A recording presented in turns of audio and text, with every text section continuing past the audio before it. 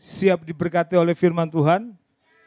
Haleluya. Nah, judul pada sore hari ini adalah kalahkan pikiran negatif. Kalahkan pikiran negatif.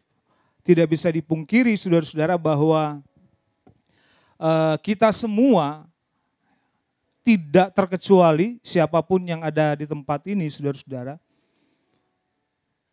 pernah berpikiran negatif. Mungkin terhadap tetanggamu, coba lihat tetangga kanan kirimu. Kira-kira saudara-saudara pernah menaruh curiga enggak? Kita katakan dulu ya, curiga. Pernah curiga enggak sama pasangan, teman saudara kanan kiri? Nanti pasangan nanti ya. Pernah curiga enggak? Wih, enggak pernah loh. Suami istri pernah curiga? Oh, kalau di dalam gereja aman lah ya. Banyak yang pantau saudara-saudara. Banyak CCTV berjalan. Ya, sehingga orang berusaha untuk hidup sesuai dengan kehendak Tuhan. Tapi kalau di luar bagaimana saudara-saudara? Ya, siapa yang tahu? Ya. Nah, kita akan mempelajari pada sore hari ini di dalam Filipi pasal yang keempat. Mari kita akan baca bersama-sama. Filipi 4 ayat 4 sampai yang ke-8. Bersukacitalah senantiasa dalam Tuhan, sekali lagi kukatakan bersukacitalah. 5. Hendaklah kebaikan hatimu diketahui semua orang, Tuhan sudah dekat. 6. Janganlah hendaknya kamu khawatir tentang apapun juga, tetapi nyatakanlah dalam segala hal keinginanmu kepada Allah dalam doa dan permohonan dengan ucapan syukur. 7. Damai sejahtera Allah yang melampaui segala akal akan memelihara hati dan pikiranmu dalam Kristus Yesus. 8. Jadi akhirnya saudara-saudara, semua yang benar, semua yang mulia, semua yang adil, semua yang suci, semua yang manis, semua yang sedap didengar, semua yang disebut kebajikan dan patut dipuji, pikirkanlah semuanya itu. Amin. Ini kebenaran firman Tuhan yang akan menolong saya dan saudara ketika ada situasi-situasi yang tidak kita inginkan terjadi dalam kehidupan kita. Contoh yang saya bilang tadi, ya, kadang-kadang kita menaruh curiga terhadap tetangga kita, bahkan terhadap orang yang kita kasihi, atau kepada orang tua kita. Takut mungkin kalau dijodohin ya. Aduh, saya nggak mau kalau tiba-tiba ada pertemuan keluarga yang tidak direncanakan atau tidak diketahui oleh anaknya, saudara-saudara, itu anaknya pasti akan menaruh curiga, ngapain sih papa mama ini bawa-bawa diriku, Cik? Ya, ngapain bawa-bawa untuk ketemu dengan orang yang padahal kita belum tahu. Ya, bisa kita menaruh curiga terhadap siapapun, saudara-saudara, bahkan orang yang ada di dekat kita pun pada saat ini, ngapain sih duduk-duduk samping saya, ada nggak ya kira-kira? Bukan Bu Eva sama Pastor Girsang, saudara-saudara, itu suami istri. Ya. Banyak kali kita menaruh curiga terhadap seseorang tanpa alasan. Dan akhirnya membuat kita berpikiran negatif terhadap orang lain, saudara-saudara. Padahal yang negatif itu kita sendiri. Nanti kita akan pelajari. Berpikir negatif itu adalah hal yang sangat mudah. Mungkin lebih mudah bagi seseorang untuk melihat hal yang negatif, hal yang buruk dalam diri seseorang daripada melihat kebaikan dalam diri orang tersebut. Setuju nggak setuju? Lebih gampang dan lebih sangat mudah untuk diingat, saudara-saudara. Karena orang selalu mengungkapkan apa yang menjadi masa lalu tentang kejelekan orang. Setuju nggak? Kalau contoh dalam musik ministry, saudara-saudara,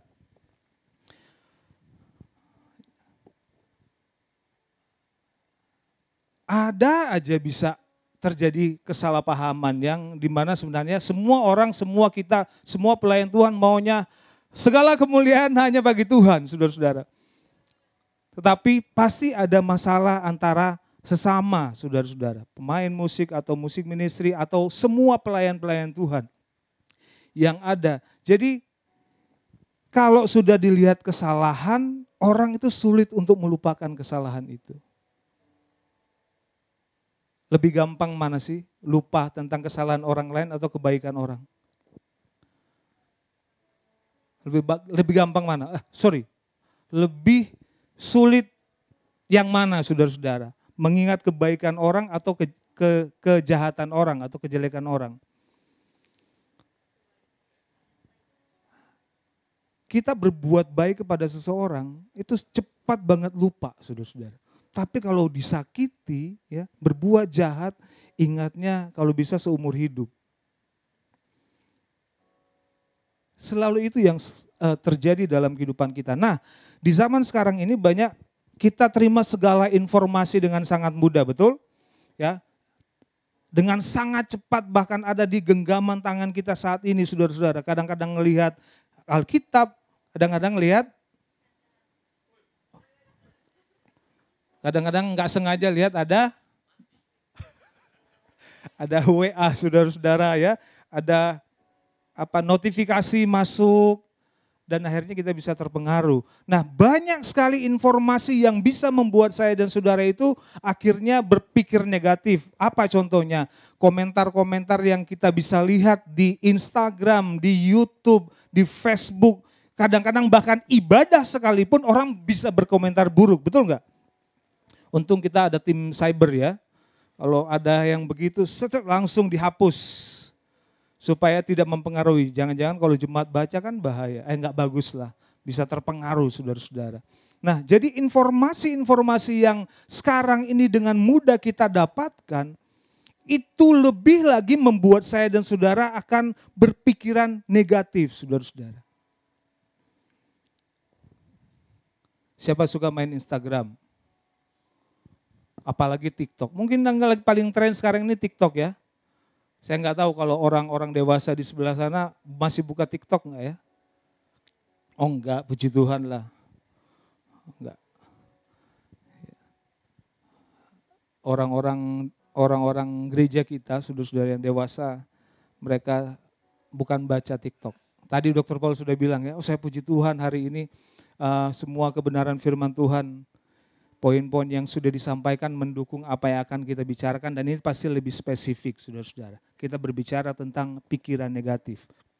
Bagaimana menghadapi pikiran negatif dalam kehidupan saya dan saudara. Karena ini sangat berbahaya. Meskipun sederhana, tetapi itu ketika kita terus terpengaruh, ya, terus berpikiran negatif, akhirnya saya dan saudara tidak akan bisa memenuhi apa yang Tuhan mau dalam kehidupan kita, saudara-saudara. Masih kita sadar atau tidak sadar, pikiran kita itu menentukan hidup kita. Sangat berpengaruh pikiran saya dan saudara. Ketika kita berpikir yang baik pada hari ini, maka saya percaya kita akan menuai hal yang baik. Amin. Ketika kita berpikir hal yang tidak baik, hal yang buruk, saudara-saudara, maka hidup kita pun akan dituntun kepada hal itu. Jadi selagi kita punya kesadaran, selagi kita punya kebenaran firman, saudara-saudara, saya percaya bahwa kita semua pastinya akan dibawa kepada kebenaran-kebenaran yang akan membuat saya dan saudara menjadi orang yang lebih daripada pemenang. Dunia sudah susah, masalah sudah banyak, jangan ditambahi oleh rasa curiga.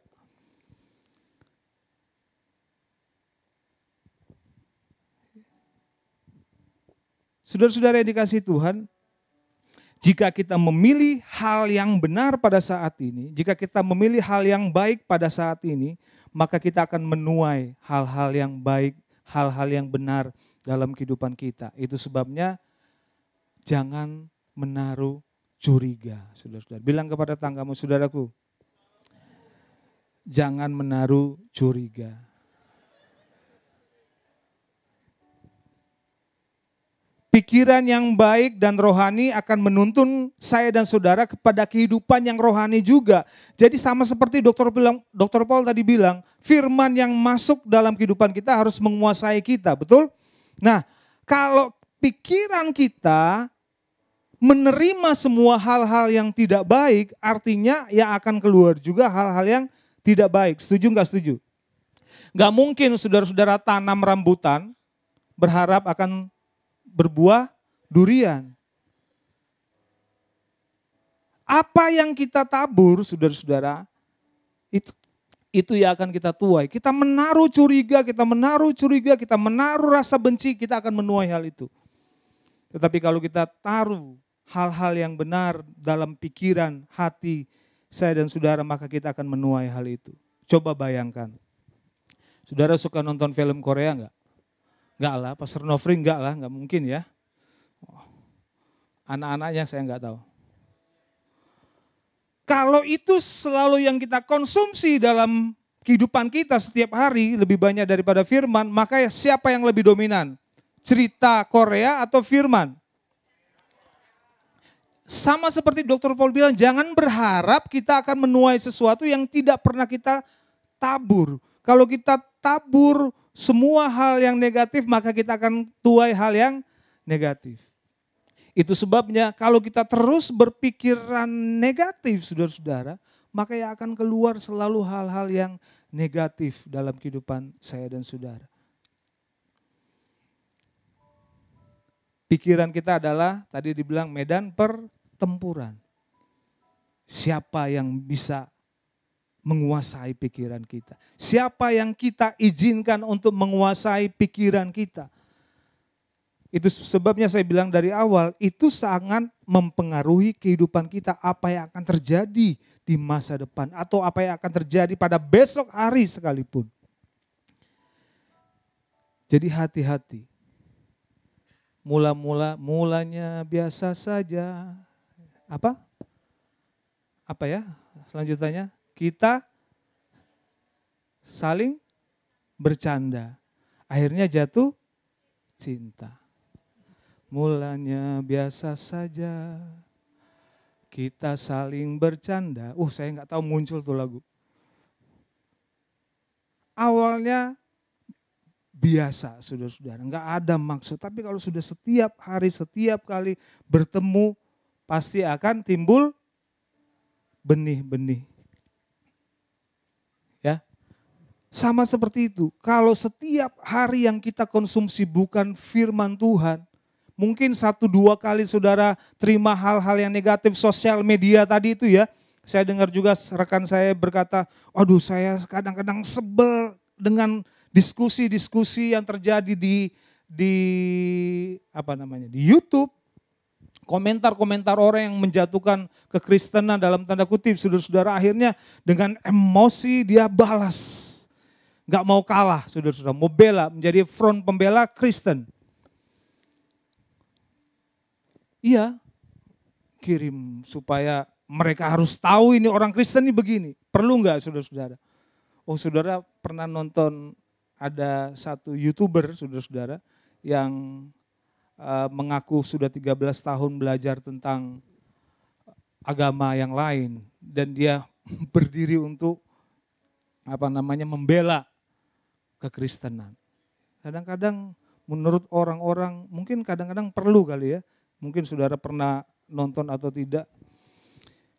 Dan saudara-saudara, kalau kita mengizinkan pikiran kita itu dikuasai oleh semua informasi yang tidak benar atau tidak atau apapun itu yang tidak sesuai dengan kehendak Tuhan, saya percaya itu akan merusak iman kita, merusak perjalanan hidup kita sebagai orang yang percaya. Perhatikan bahwa di Kolose pasal yang ketiga ayat 1, di sana berkata, Kolose 3 ayat 1, kita baca sama-sama 1, 2, 3. Karena itu kalau kamu dibangkitkan bersama dengan Kristus, carilah perkara yang di atas, di mana Kristus ada, duduk di sebelah kanan Allah. Pikirkanlah perkara yang di atas dan bukan yang di bumi. Orang Kristen, saudara, ini benar-benar ayat yang sangat-sangat kuat bagi kita untuk kita harus sebenarnya lakukan. Peringatan bagi kita bahwa kita harus memikirkan perkara-perkara yang di atas. Coba lihat ke atas, ada perkara-perkara enggak? Perkara-perkara rohani yang Tuhan mau terjadi dalam hidup kita, saudara-saudara. Pikirkan hal-hal yang mulia, nanti kita akan baca, saudara-saudara.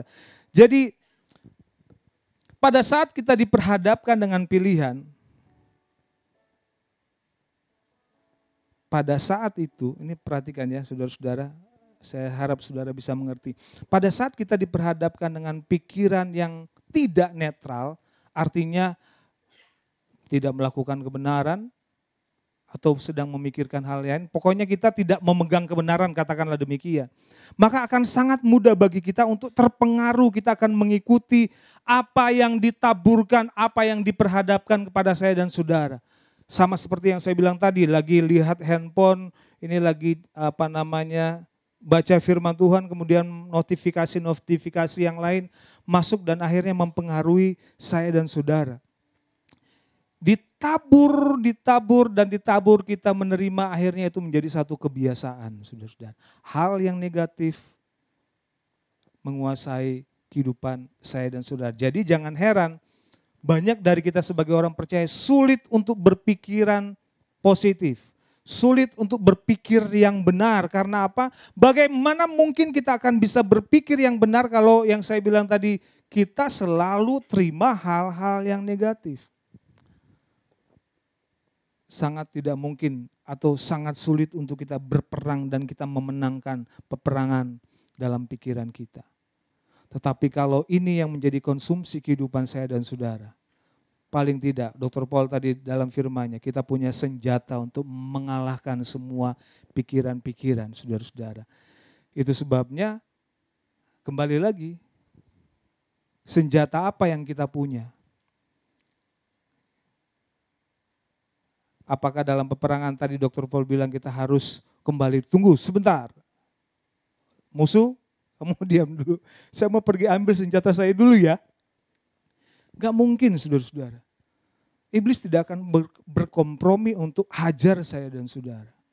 Iblis akan tunggu-tunggu waktunya supaya kita punya kesiapan. Itu sebabnya firman Tuhan harus menjadi firman yang menguasai kehidupan saya dan saudara. Jadi waktu kita berpikir negatif, maka itu seperti kita sedang menabur kejahatan. Benar juga ya.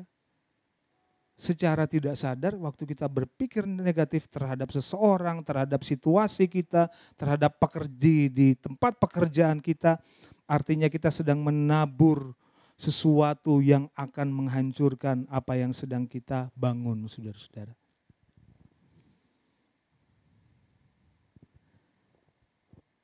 Definisi berpikir negatif adalah pemikiran yang muncul di benak kita yang berfokus pada potensi masalah, saudara-saudara. Perhatikan ya, ternyata orang yang berpikir negatif, dia sedang berfokus untuk sesuatu atau potensi membuat masalah atau akan terjadi masalah.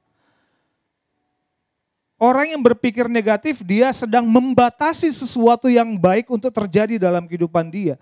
Orang yang berpikir negatif itu akan mulai merancang kerugian dalam dirinya. Dan semua itu bertentangan dengan kebenaran firman. Pikiran negatif menafsirkan sesuatu dengan cara yang pesimis. Atau dengan kata lain, kita sudah kalah duluan.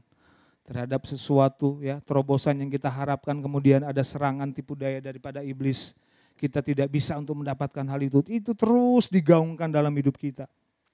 Maka kita akan bisa gagal. Nah, kita akan lihat saudara-saudara, pada saat ini sedikit saja poin-poin yang akan kita pelajari bagaimana sebenarnya saya dan saudara bisa mengalahkan pikiran negatif dalam kehidupan kita. Kita akan baca di Filipi 4 ayat yang keempat dan 5. Mari kita baca sama-sama, 1, 2, 3. Bersukacitalah senantiasa dalam Tuhan. Sekali lagi kukatakan bersukacitalah. Hendaklah 5 kebaikan hatimu diketahui semua orang, Tuhan sudah dekat. Jadi sangat mudah Filipi mengajarkan kepada saya dan saudara bahwa kita harus bersuka di dalam Tuhan. Kita harus bersuka di dalam Tuhan. Bagaimana mungkin orang yang punya masalah dan dia mampu untuk bersuka cita? Pernah saudara ngalamin punya masalah atau katakanlah penyakit dalam diri kita, saudara-saudara? Dan firman Tuhan berkata, kamu harus tetap bersuka cita. Mampu gak kita bersuka cita? Mampu gak mampu? Oh, separuh mampu, separuh enggak. Mampu atau tidak mampu? Kira-kira sesuai dengan iman saudara dan saya, mampu atau tidak? Oh haleluya, puji Tuhan ya saudara-saudara. Artinya di wajah kita itu akan muncul sukacita Tuhan. Coba lihat tetangga kanan kirimu, kalau dia enggak punya sukacita saudara-saudara, oh dia lagi ada masalah. Tapi jangan tumpangin dia saat ini untuk berdoa ya saudara-saudara. Nanti tanya dia, kamu kenapa kamu punya masalah, seharusnya kamu harus penuh sukacita. Kalau kamu punya masalah, saya mau doa buat kamu. Bisa? Oh haleluya. Sukacita Tuhan itu akan menjadi kekuatan saya dan saudara. Sukacita Tuhan itu akan menjadi kekuatan kita semua orang-orang yang percaya. Karena apa? Orang percaya memang harus hidup penuh sukacita. Ada roh Allah di dalam diri saya dan saudara. Dan itu yang akan membuat saya dan saudara mampu bersukacita. Secara manusia tidak ada orang yang bisa mampu bersukacita ketika dia menghadapi hal yang berat dalam hidupnya. Tetapi kuasa Allah, firman Allah dalam kehidupan kita akan membuat saya dan saudara mampu menghadapi semua situasi itu. Kalau enggak begitu percuma kita jadi orang Kristen, setuju enggak? Kalau firman tidak bisa memberi jawaban dalam kehidupan saya dan saudara, firman tidak memampukan kita untuk bisa bersuka cita, jangan jadi orang Kristen. Karena apa bedanya kalau kita tidak bisa menghadapi masalah? Ada solusi, ada kekuatan, ada Roh Kudus menjadi roh penghibur dalam kehidupan kita ketika kita punya masalah. Jadi bilang kepada tanggamu saudaraku, ternyata kita harus tetap bersuka cita. Apapun situasi yang kau hadapi. Karena roh Allah ada di dalammu. Sukacita ini, bersukacitalah itu adalah satu perintah saudara-saudara. Coba bilang, perintahkan tetanggamu. Saudaraku, kalau engkau punya masalah, bersukacitalah. Amin. Ada senyum saudara-saudara, haleluya. Ada roh Allah bekerja dalam diri saya dan saudara. Dan itu harus membuat kita bersukacita saudara-saudara. Siapa punya masalah di sini? Kok masih ada masalah? Tadi katanya bersukacita. Oh benar ya, ada masalah. Apapun masalahmu, bersukacitalah. Ya, ada benih sukacita dalam diri saya dan saudara. Orang percaya itu, orang Kristen itu hebatnya luar biasa. Karena kita punya Tuhan yang hebat, ya, yang memberi kita kemampuan secara supranatural untuk bisa menghadapi. Ya, tadi Dr. Paul bilang kalau kita datang kepada Tuhan, dekat kepada Tuhan, pasti selalu ada solusi. Kalau nggak ada solusi, jangan jadi orang Kristen, saudara-saudara. Karena di dalam Tuhan pasti selalu ada jalan keluar. Ya. Waktu kita bersuka cita maka akan memudahkan kita untuk bisa melewati kondisi. Saudara pilih, waktu hadapi masalah, saudara menghadapinya dengan sukacita atau dengan menggerutu. Hati ini maunya apa saudara-saudara? Lebih dominan apa saudara? Kenapa ya? Kenapa kalau perasaan yang apa sih namanya? Yang meles atau apa sih? Memelas, apalagi bahasanya? Sensi. Itu lebih enak kayaknya untuk kita pakai dalam hidup kita. Ngerti nggak maksudnya?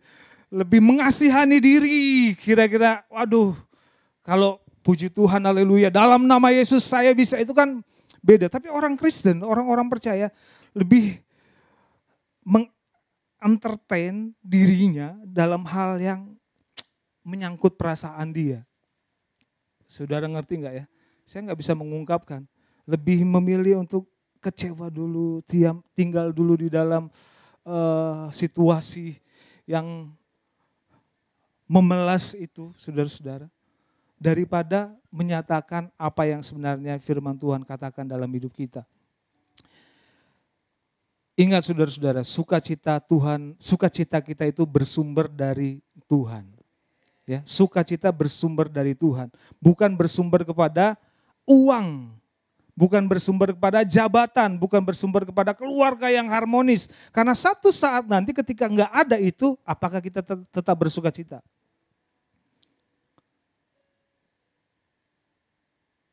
Hilang uang, dicuri orang, saudara-saudara, bersuka cita enggak?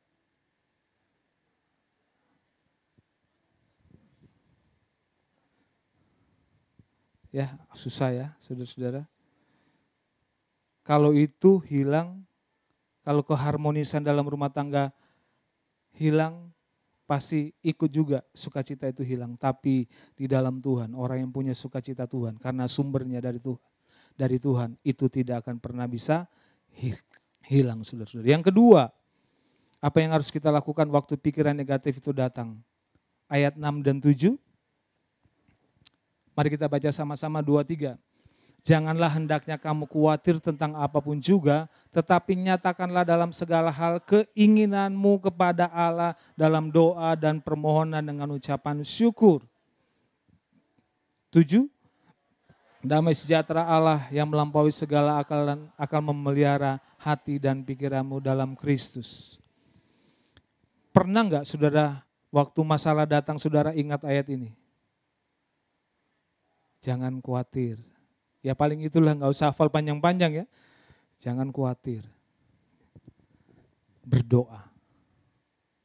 Kalau tidak ada alarm itu dalam hidup saya dan saudara, sulit. Sama seperti Dr. Paul bilang tadi, nggak ada senjata saudara-saudara kita untuk berperang. Tetapi waktu masalah datang, kita, poin yang kedua, harus berdoa kepada Tuhan.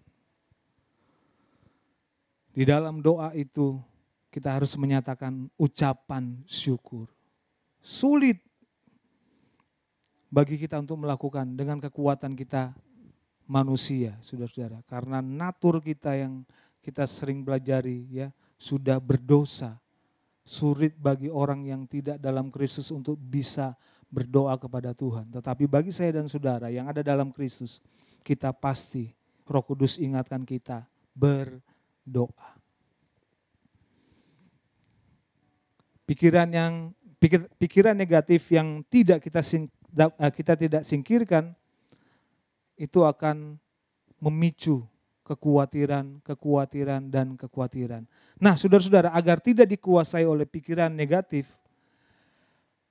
langkah yang harus kita jalani dalam kehidupan kita dan terus harus kita lakukan adalah tetap berdoa. Nyatakan ucapan syukur. Maka firman Tuhan berkata, damai sejahtera Allah yang melampaui segala akal dan pikiran akan memelihara hati dan pikiran kita. Bagaimana kalau damai sejahtera bisa memenuhi kalau kita tidak berdoa? Yang terakhir, saudara-saudara. Ini yang saya bilang tadi, ayat yang ke-8, 1, 2, 3. Jadi akhirnya saudara-saudara, semua yang benar, semua yang mulia, semua yang adil, semua yang suci, semua yang manis, semua yang sedap didengar, semua yang disebut kebajikan dan patut dipuji, pikirkanlah semuanya itu. Ini enggak ditulis ya. Jadi saudara-saudara, semua yang pahit ya, semua yang asam itu buah dong saudara-saudara ya. Ya, semua sakit hati, semua kecewa, apalagi semua pengkhianatan yang terjadi, apalagi bukan itu yang disuruh dipikirkan, tetapi perkara-perkara yang Allah inginkan untuk kita pikirkan itu akan memberi solusi dalam hidup kita. Apa itu tadi? Semua yang benar, semua yang mulia, semua yang adil, semua yang suci, semua yang manis, semua yang sedap didengar, semua yang disebut kebajikan dan patut dipuji, pikirkanlah semuanya itu. Ini adalah solusi, saudara-saudara. Jadi orang percaya mampu untuk bisa melewati semua pikiran-pikiran yang menyerang dirinya, menyerang pikirannya, kalau kita semua berpadanan kepada kebenaran ini. Enggak ada celah yang lain yang bisa masuk, enggak ada curiga, enggak ada kecewa, enggak ada sakit hati. Setuju enggak? Karena ini fokusnya ini saudara-saudara. Semua yang benar yang kita pikirkan. Masa yang salah itu akan masuk. Semua yang mulia kita pikirkan. Masa yang najis itu akan masuk. Jadi hari ini sederhana saudara-saudara. Solusi firman Tuhan sudah berikan dalam kehidupan kita. Kita hanya perlu bersuka cita, kita hanya perlu berdoa dan kita memikirkan apa sebenarnya yang menjadi janji-janji Tuhan dalam kehidupan kita. Saudara tahu janji-janji Tuhan dalam kehidupan kita? Bahwa kita dapat melakukan segala sesuatu melalui Kristus yang menguatkan saya dan saudara. Kita telah menerima kuasa untuk menginjak ular dan kalajengking, dan di atas semua kuasa itu tidak ada yang dapat melawan saya. Apalagi I can do all things to Christ Jesus who strengthen me, saudara-saudara. Dan semua kebenaran yang menjadi janji-janji Tuhan dalam kehidupan saya dan saudara. Kita pasti bisa. Bilang tanggamu saudaraku, kita pasti bisa. Kalau pikiran negatif datang, jangan cari solusi yang lain. Cari Tuhan di dalam doa. Ya, jangan saudara ke tetangga, saudara-saudara. Jangan ke tetangga cerita masalahmu, saudara-saudara. Ke hamba Tuhan ya. Setuju enggak? Atau orang yang saudara percaya. Jangan ke teman saudara yang sedang sakit hati. Maka dia akan tambah sakit hati dalam hidup saudara dan saya. Dia akan menambah hal-hal yang negatif. Puji Tuhan, mari kita bangkit berdiri. Kita akan berdoa. Bapak, terima kasih buat firman-Mu pada sore hari ini. Hamba-Mu berdoa biar firman-Mu ambil jalur dalam kehidupan kami. Kami tahu ada jalan keluar, ada solusi yang Tuhan beri dari kebenaran firman Tuhan bagi kami. Setiap situasi-situasi yang terjadi, setiap hal-hal yang membuat kami berpikiran yang tidak benar, kami percaya firman-Mu menjadi jawaban dalam hidup kami. Ada sukacita Tuhan mengalir dalam kehidupan kami. Kami percaya kuasa Tuhan memenuhi hidup kami sehingga kami mampu melewati setiap hal dalam kehidupan kami yang tidak benar Tuhan. Terima kasih firman-Mu menjadi kekuatan bagi kami dan janji-janji Tuhan menjadi pengharapan bagi kami untuk kami terus berjalan di dalam apa yang Tuhan kehendaki. Kami berdoa pada saat ini Tuhan, berkat-berkat yang dahsyat, ajaib, luar biasa terjadi dalam kehidupan mereka. Kami perkatakan bahwa tangan-tangan kami diberkati dan diurapi. Segala sesuatu yang dikerjakan tangan kami, Tuhan yang membuatnya berhasil. Tuhan memberkati mereka semua dalam setiap pekerjaan, usaha, sekolah, kuliah mereka. Biar boleh diberkati oleh Tuhan. Kami percaya berkat-berkat yang dahsyat, ajaib, luar biasa terjadi dalam kehidupan mereka semua. Saudara-saudaraku, pulanglah dengan membawa berkat Tuhan. Berkat dari Allah Bapa di sorga, cinta kasih dari Tuhan kita Yesus Kristus, persekutuan yang manis dengan Roh Kudus menyertai saudara dan saya mulai hari ini sampai Maranatha Tuhan Yesus datang kali yang kedua.